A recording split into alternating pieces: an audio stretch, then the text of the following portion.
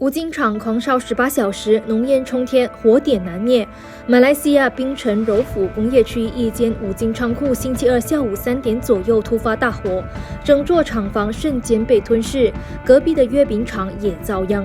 整夜倾盆大雨也压不住火势，火光冲天，浓烟滚滚，几公里外都能清楚看见。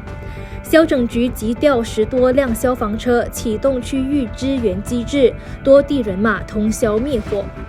由于五金材料助燃，加上厂房结构复杂，灭火行动持续整整1晚，直到隔天清晨，火势才终于受控，但浓烟仍笼罩厂区，所幸无人伤亡，起火原因仍在调查当中。